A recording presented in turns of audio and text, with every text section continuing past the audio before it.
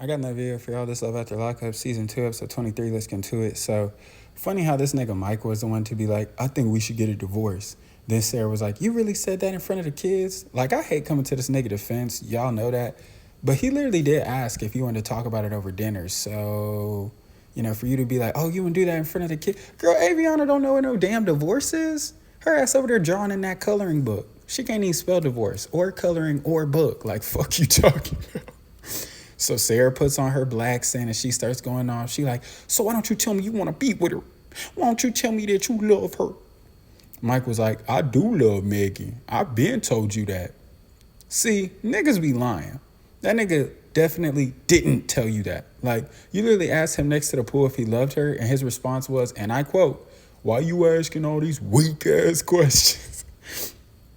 Side note, though, you know how crazy that it is to be flexing in front of the side bitch saying, oh, I'm the wife, and whole time he choose her?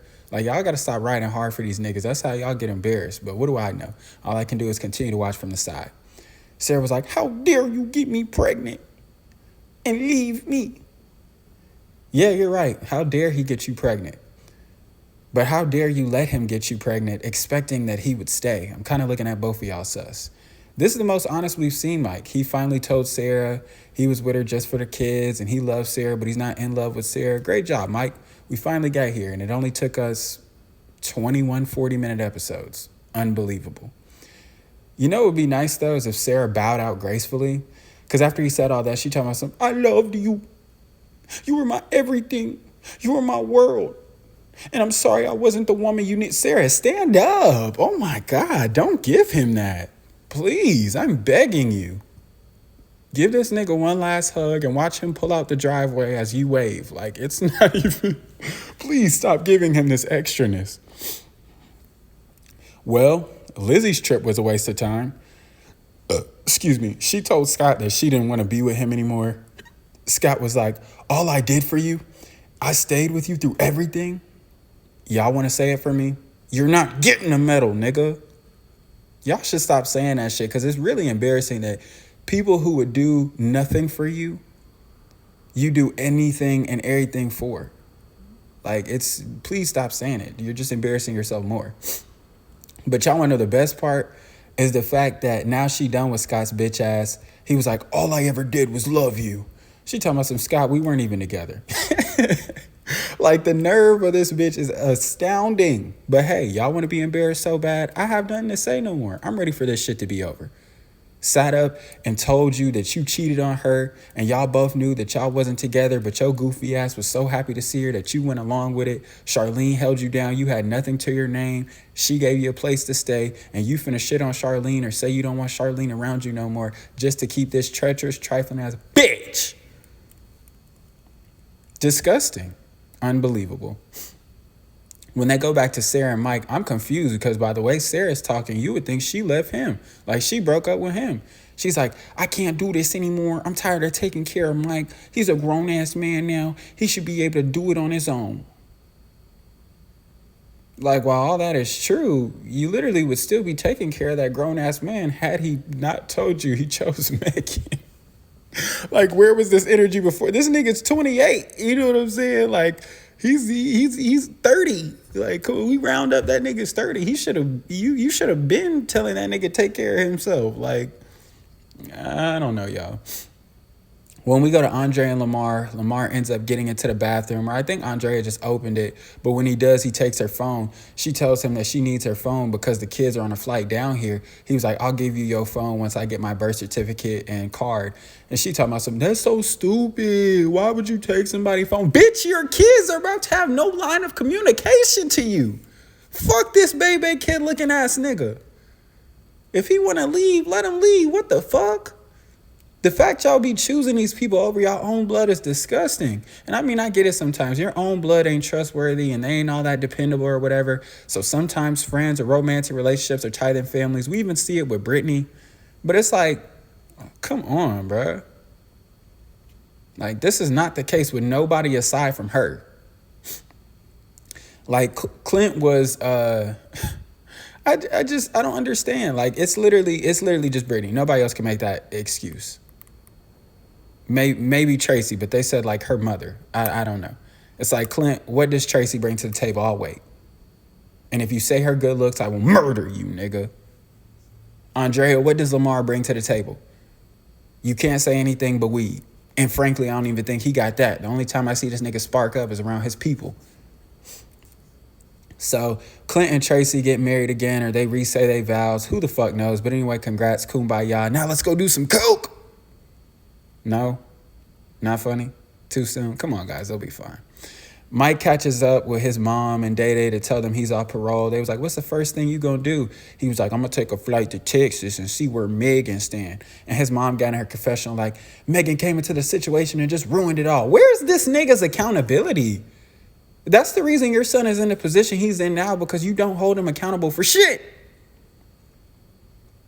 Don't get me wrong. Is Megan messing with a married man fucked up? Definitely. I understand when she didn't know, but even when she did figure out and he was just simply speaking on the divorce, her still linking him was wrong. But at the end of the day, we can only put so much hatred and vitriol at her doorstep, because whether she knew or not, her loyalty isn't to Sarah. Her loyalty isn't to keep her and Mike's family together. That's Mike's job.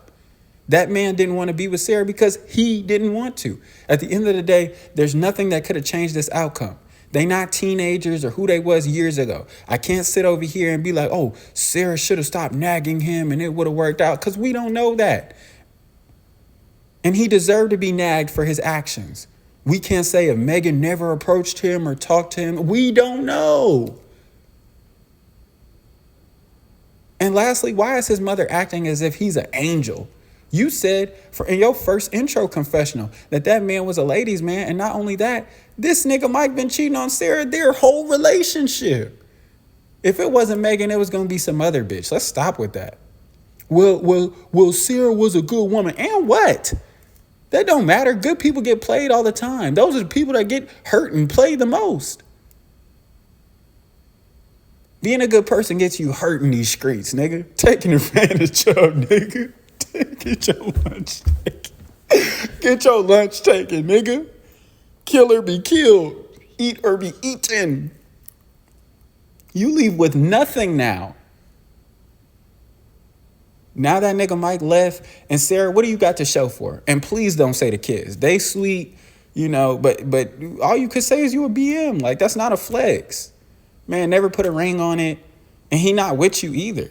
Held that nigga down and was a provider for him just to leave with the next bitch. Like, and we gonna say it's the next bitch fault? Like, come on, bro. This nigga Lamar ends up coming back. He tells the confessional that once he gets his ID, he's out, or his birth certificate, whatever. When he sees Andrea crying on the bed, he said, you making a fool out of yourself. You look stupid out there looking desperate. Because she is.